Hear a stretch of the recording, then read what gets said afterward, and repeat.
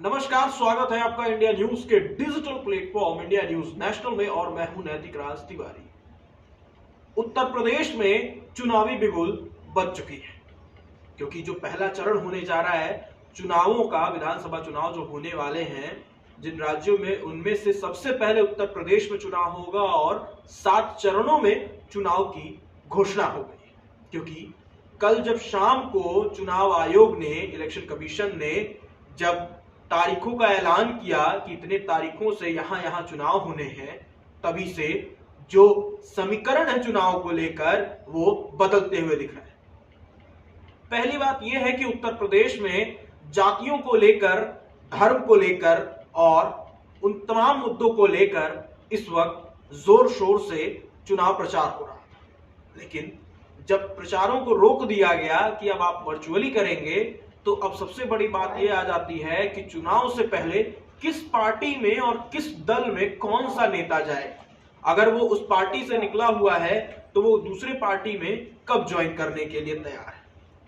इसी को लेकर मुद्दा यह है कि उत्तर प्रदेश भारतीय जनता पार्टी के उपाध्यक्ष दयाशंकर सिंह राजभर जी से मिलने जाते हैं। ओम प्रकाश राजभर जी से इनकी मुलाकात शनिवार को होती है और शनिवार को चले इस मुलाकात में बंद कमरे में 3 घंटे तक की मुलाकात और इसके बीच में क्या क्या बातें हुई, किन चीजों पर बातें हुई, क्योंकि राजभर जो है वो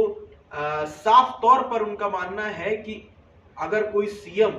बनने के लिए एक दावेदार हो, क्योंकि लंबे समय से उनका यही दावा होता है कि एक छोटी जाति का भी एक सीएम होना चाहिए, जो कि उत्तर प्रदेश में जरूरी है। अब राजभर जी से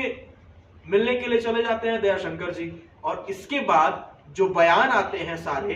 वो बिल्कुल न्यूट्रल होते हैं, क्योंकि ऑफिशियली कोई भी बयान नहीं आया है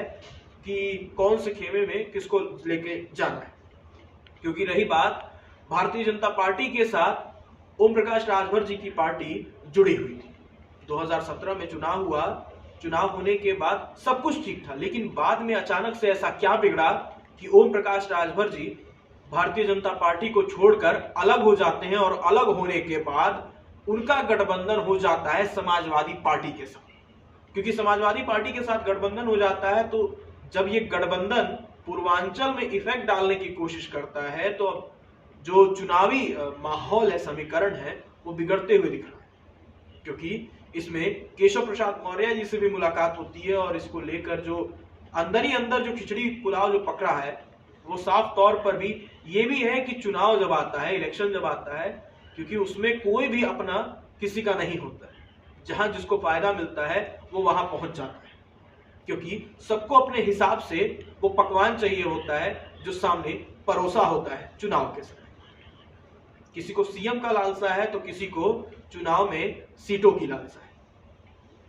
साफ तौर पे यही होता ही है कि चुनाव का जो माहौल होता है, जब चुनाव का जो गर्मी होती है, जैसे ही जो तारीखों का ऐलान जब हो गया, तारीखों के ऐलान पे उस सीट पे कौन लड़ने वाला है और उन सीटों को बंटवारों को लेकर जब घमासान मचता है किसी भी पार्टी के बीच में, तो एक कान जरूर होता है कि इस पार्टी को छोड़ के उस पार्टी में जाए, वहां पे हमें सीट मिल रही है और ये पद दिया जाता है। तो ये चुनावी पूरा जो खेल होता है वो साफ तौर पर दिखाई देने लगता है। बीता जो प्रेस कॉन्फ्रेंस हुआ था, जिसमें समाजवादी पार्टी के मुखिया अखिलेश यादव के साथ उनके कार्यालय में बैठे हुए थे ओम प्रकाश जी, तो उन्होंने साफ तौर पर यह बात बोली कि मैं भावी मुख्यमंत्री के बगल में बैठा हुआ और जब ये तारीख, जिस दिन रिजल्ट आएगा, तब भी मैं यहीं बैठा हुआ आपको दिखूंगा। ये उन्होंने अपने प्रेस कॉन्फ्रेंस में कहा था ये बात। तो इससे, इस बयान से तो ये साफ है कि भाई वो समाजवादी पार्टी के साथ है। लेकिन जब उत्तर प्रदेश भाजपा के उपाध्यक्ष दयाशंकर जी जब जाके मिल रहे हैं तो उससे भी बहुत सारे ऐसे कयास लगाए जा रहे हैं कि जो चीजें आमतौर पर वहां पे तैयार हो रही थी, क्योंकि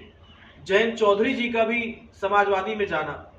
क्योंकि जब गठबंधन हो रहा है, जयंत चौधरी जी और समाजवादी पार्टी जब एक साथ मिलकर चुनाव लड़ने के लिए तैयार हो रहे हैं, तो इसमें भी बहुत सारी ऐसी चीजें हैं, जैसे जो सबसे बड़ी बात होती है कि शेयरिंग रेशियो होता है, जो सीटों का शेयरिंग रेशियो होता है, उस पर कभी कभी बात नहीं बनती है। उस पर भी लोग कहीं मनमुटाव हो जाता है तो उस पार्टी के साथ छोड़ के दूसरे पार्टी के साथ जाके गठबंधन कर लेते हैं। क्योंकि आमतौर पर भी देखा गया है कि ओम प्रकाश राजभर जी की अगर बात करें तो ओम प्रकाश राजभर जी जो हैं वो अक्सर मोदी सरकार से खफा हुए ही दिखे। कोई भी मुद्दा हो अक्सर वो हमला करते रहे, जुबानी हमला जो है उनका रुका नहीं है, कभी किसी बात को लेकर तो कभी किसानों को मुद्दे को लेकर। आमतौर पर सभाओं में जो एक ठेठ भोजपुरी वाली जो भाषा होती है, जो पूर्वांचल का भाषा जिसे कहा जाता है, उस भाषा में वो ललकारते रहे हैं। साफ तौर पर ये चीजें होती रही है। लेकिन जो मुलाकातें हो रही हैं राजभर जी से, भारतीय जनता पार्टी के उन तमाम नेताओं की जो मुलाकात चल रही है उसको लेकर भी बहुत सारी ऐसी कयासें हैं जिसमें ये हो सकता है कि क्या वो समाजवादी पार्टी छोड़कर फिर से भारतीय जनता पार्टी का दामन थाम हो सकता है। क्योंकि चुनाव का समय है, चुनाव के समय में कोई एक पे नहीं भरोसा रहता है कि भाई अगर वहां पे हमारा दाल नहीं गलता है तो दूसरा हमारा दाल गल जाएगा। लेकिन अब ओम प्रकाश राजभर जी कहां पर मानते हैं, भारतीय जनता पार्टी उनको कितना मनाने में कामयाब होती है और कितना विफल होती है, अब वो तो आने वाले कुछ ही दिनों में साफ हो जाएगा। जब नॉमिनेशन का समय आएगा तब वो चीज साफ हो जाएगी कि कौन सा समीकरण कितना बदलता है और कितना ज्यादा जातिवाद का भी खेल चलता है। क्योंकि ये भी देखा जाता है कि हमेशा अक्सर से ये भी देखा गया है कि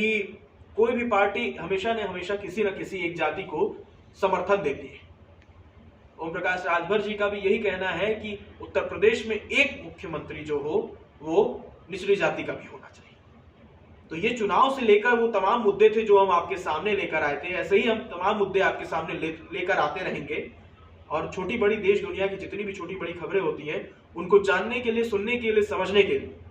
बने रहे इंडिया न्यूज नेशनल के साथ। धन्यवाद। अगर आपको हमारा ये वीडियो पसंद आया हो तो वीडियो को लाइक करें और चैनल को सब्सक्राइब करें और हाँ, बेल आइकन को दबाना ना भूलें ताकि आप तक वीडियो का नोटिफिकेशन पहुंचता रहे। देश और दुनिया की तमाम खबरों के लिए देखते रहिए इंडिया न्यूज नेशनल।